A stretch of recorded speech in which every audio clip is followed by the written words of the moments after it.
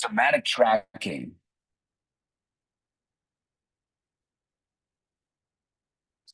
So if you're a salesperson leader and you've ever felt, so if you're a salesperson and you're a leader, or you run any business and you've ever felt your mouth is talking and talking on sales calls or in relationships, but your body is actually feeling anxious, like you're literally feeling anxious, or you're saying the right words, but they're landing flat. Like the words are not actually landing with the actual prospect, and you're not present. You're distracted.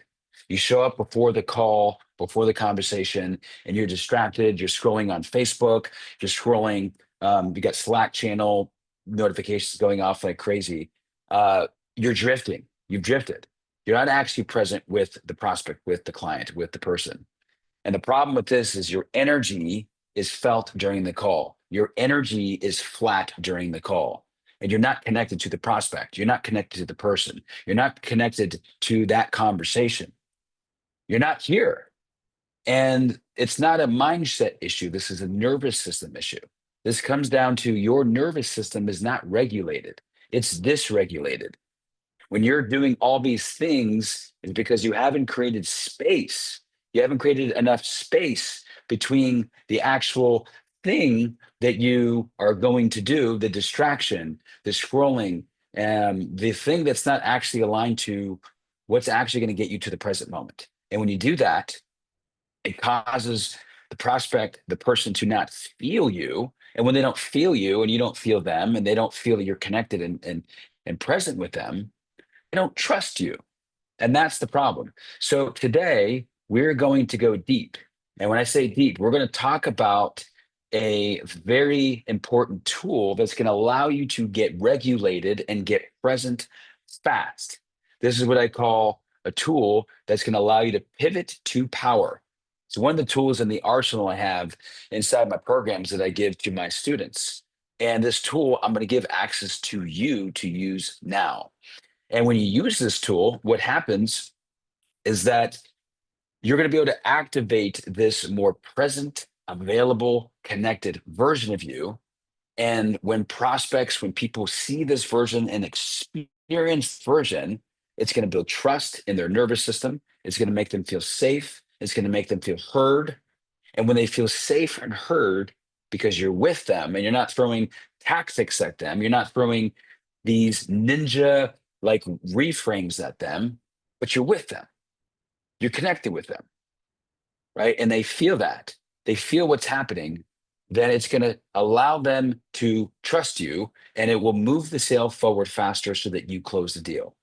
See, here's the truth, and I want you to really hear this. The truth is, if you can't feel what's happening inside of your body, right? It's hard and track what's up for you, what's happening for you, what's showing up with you, your internal system, your internal compass, the narratives that are playing, right? What you're actually experiencing.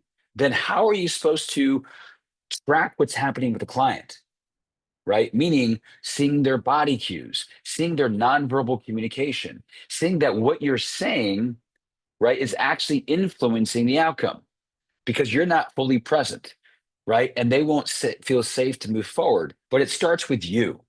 You tracking what's alive for you, you tracking what's real for you. And when you do that and create a ritual around it of tracking, of being present, of reshifting and refocusing yourself in the present moment, you'll be able to do that automatically with other prospects, with other people, right? Because here's the problem: when you're not present, you're going to lose a sale. And you're going to actually think you need more objective handling. You don't. You're actually going to think, oh, I lost it in these objections. No, your presence prevents the objection. Your presence prevents anything happening at the end because you're emotionally available. So presence isn't optional. It is your performance edge. I can't tell you how much money I made in high ticket sales. Well, in this millions of dollars in commissions in my pocket in less than 3 years from being present, not jamming down a script down people's throat. Stop that shit. This is your edge to perform. This is what I'm gonna share with you, called the somatic tracking, tracking what's alive for you. I'm going to go through this process and share this with you. So I'm going to open up my screen. I'm going to share this with you, and we're going to draw some things out. So I want you to have a pen and piece of paper if you don't have one already, because I want you to understand the logical part of this. The logical part of this. So, first of all, there's different levels to this. There's different levels. And when I say there's different levels, the somatic part of somatic tracking,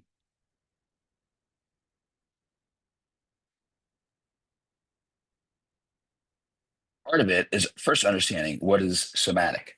Somatic is connecting to your body. You're connected to your body. See, the problem is if you're in your head, you're not connected to the person. So you must connect with your soma, with your body. And part of that in level one of connecting, level one of connecting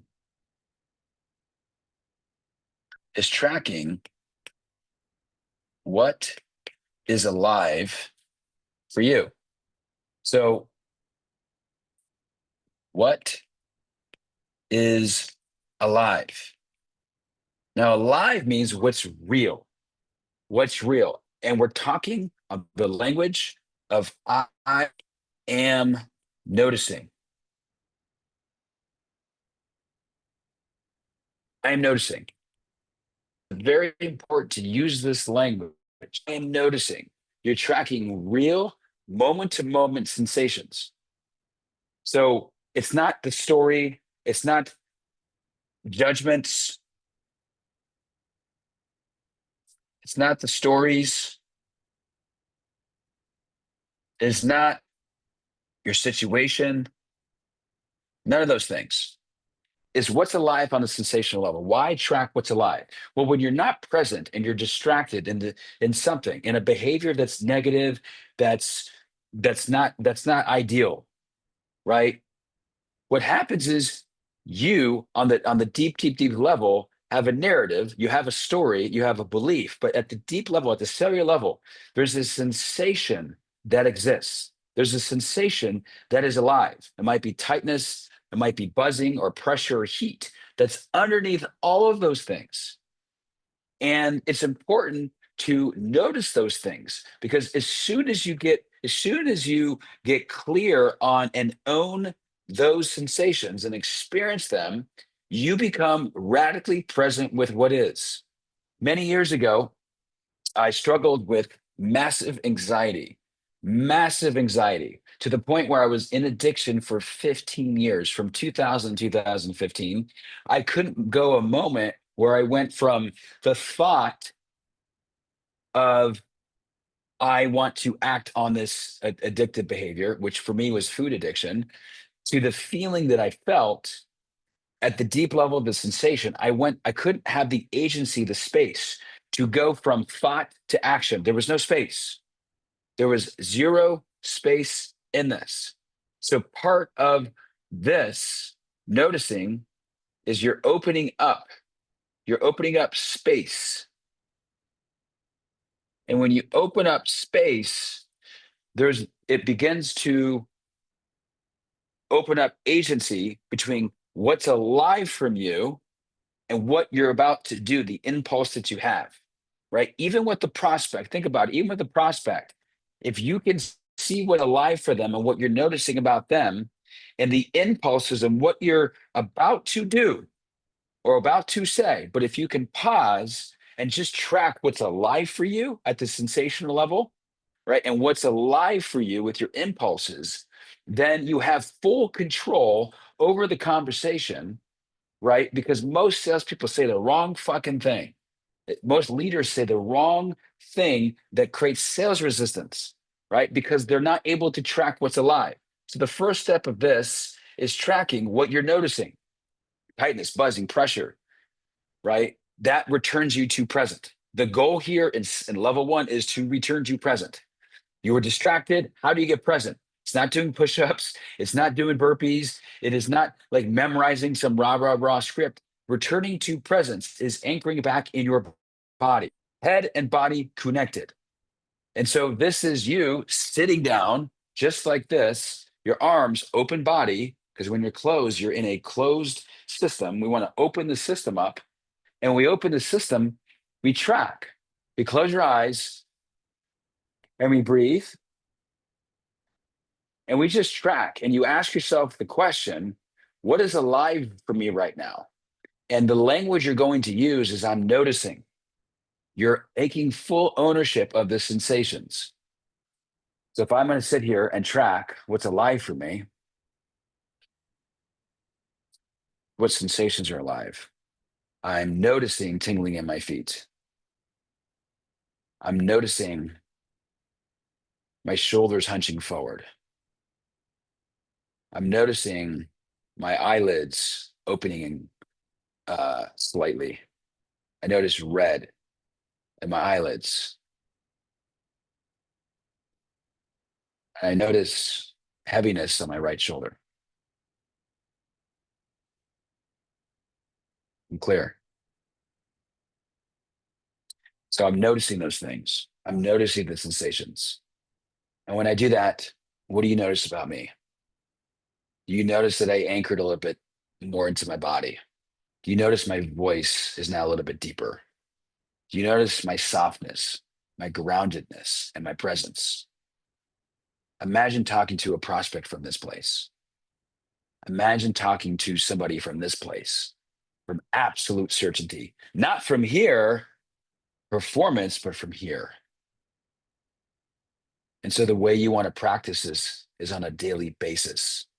Practice just checking in at the deepest level of awareness, at the somatic level, with sensation, no story, no judgment. That's step number one. Step number two, level two,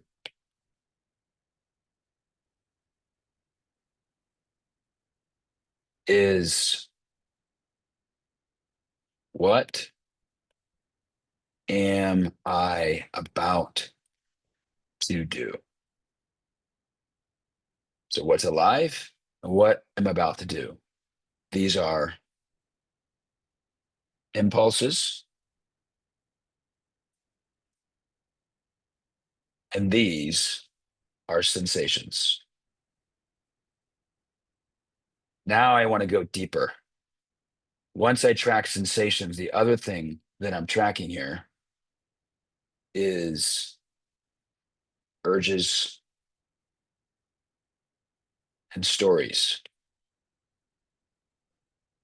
narratives.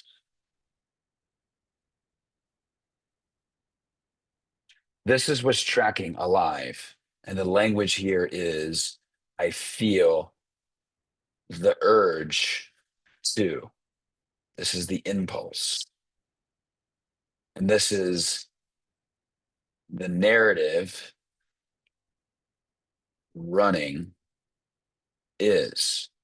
This is the narrative.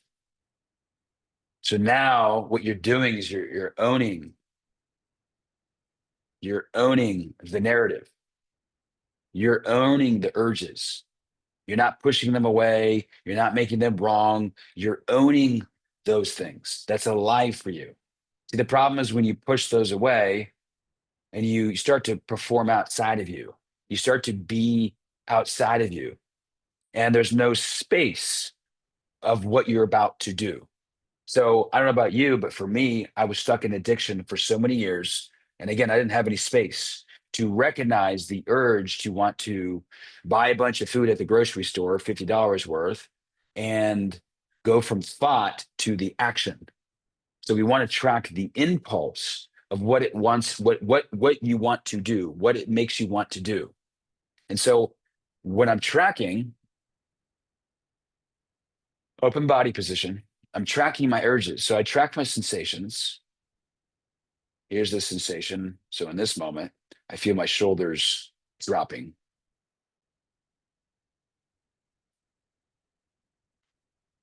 And I acted on the urge, but I had an urge to open my eyes. Mm. So I have an urge to open my eyes. I have an urge to step out of here and walk away. What I'm noticing is that I have an urge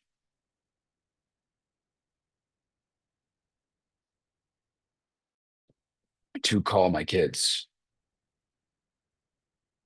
What I'm noticing is I'm noticing a story playing, a narrative playing that I forgot to call my kids today.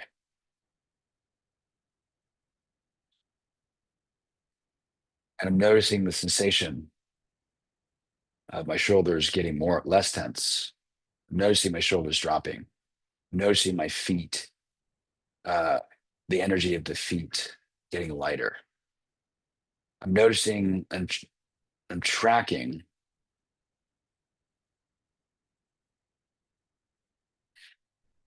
an opening in my chest, opening in my heart.